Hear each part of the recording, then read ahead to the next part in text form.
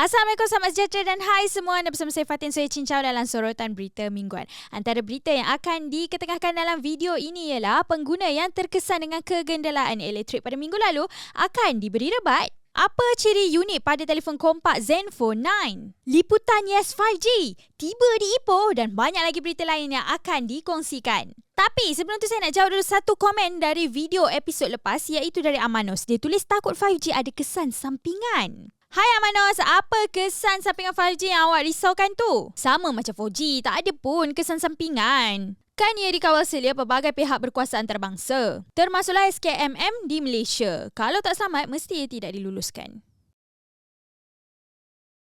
Kalau anda guna Lebuh Raya Plus di Lembah Kelang, anda mungkin akan perasan yang kini tersedia lebih daripada satu lorong RFID untuk diguna. Dua tempat yang kami sempat ambil gambar adalah di Plaza Tol Subang dan Plaza Tol Shah Alam. Kedua-dua lorong RFID tambahan ini akan anda jumpa ketika ingin keluar daripada NKVE. Kami juga perasan yang lorong RFID disekalikan bersama lorong Touch and Go. Ini pelik sebab lorong Touch and Go adalah lorong yang perlukan kenderaan berhenti untuk proses menyentuh kad di pembaca. Sekiranya anda guna RFID dan lalu di lorong hybrid ini, sudah tentu anda perlu berhenti untuk beri masa kepada kenderaan depan untuk lakukan pembayaran. Bukankah lebih baik lorong RFID dihybridkan bersama Smart Tag? Tapi untuk hala masuk, Plus masih kekalkan satu lorong RFID di pintu masuk NKVE. Anda harap lorong RFID ditambah di mana pula lepas ni? Kalau ada banyak lorong RFID, harapnya ia boleh kurangkan kesesakan ketika keluar ataupun masuk di Plaza Tol.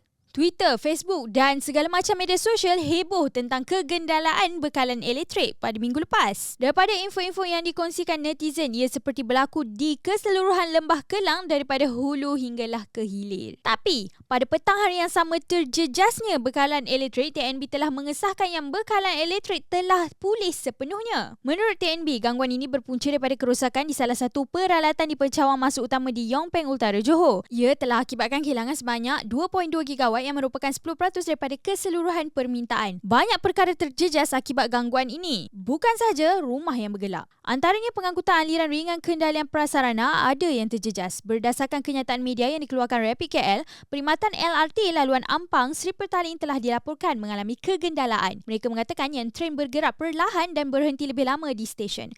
Bukan itu saja, Dewan Bandaraya Kuala Lumpur di BKL juga telah mengutuskan di laman Facebook mereka tentang insiden ini. Menurutnya, terdapat lampu isyarat di sekitar KL tidak berfungsi ataupun mengalami gangguan. Kejadian ini juga turut berikan kesan pada rangkaian internet. Menurut Unify, sebahagian nod mereka telah terjejas dan ini menyebabkan perkhidmatan Unify turut terjejas.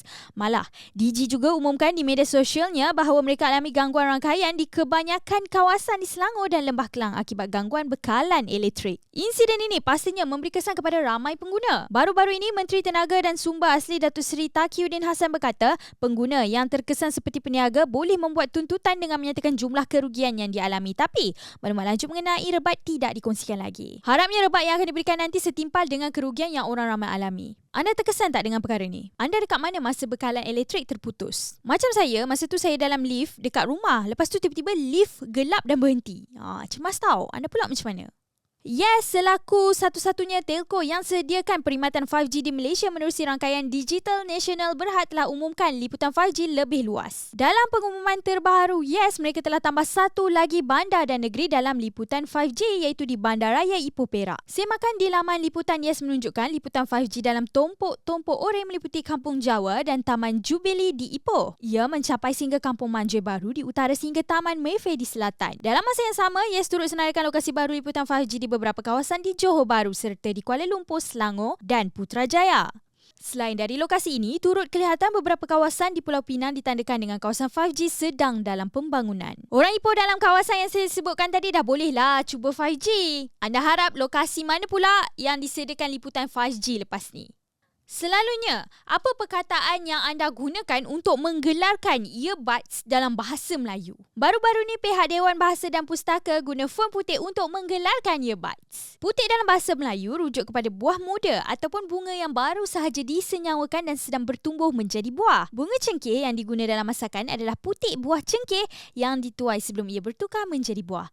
Mungkin kat sini pihak DBP nampak rupa font putih ada iras dengan bunga cengkeh. Lepas ni kalau anda tulis berita atau artikel bahasa Melayu, anda guna istilah font putih tau.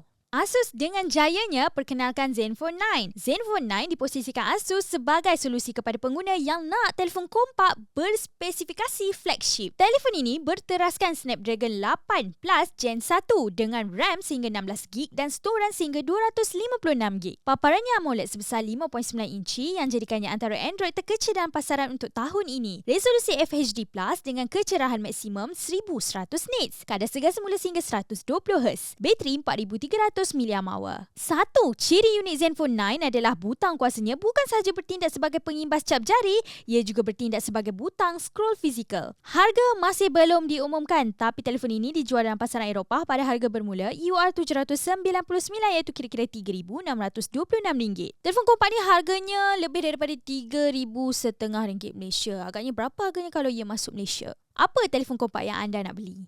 Kalau anda pengguna peranti Apple, anda mesti ada Apple ID. Bila kali terakhir anda tukar kata laluan Apple ID anda? Kalau kata laluan anda terdedah, anda perlu tukarnya segera untuk elak data dan maklumat anda pula yang terdedah. Contohnya, kontak, gambar dan dokumen. Jadi, untuk ketahui cara tukar kata laluan Apple ID, anda boleh rujuknya di artikel Tips Cara Mudah Tukar Kata Laluan Apple ID Guna iPhone, Mac dan Laman Web di portal saya Cincau BM. Baiklah, itu sahaja perkongsian saya untuk video ini. Sekiranya anda mempunyai persoalan ataupun komen, sila nyatakan di bawah. Jika anda sukakan video ini, sila tekan like dan subscribe saluran YouTube saya Cincau BM.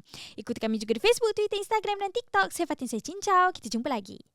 Bye!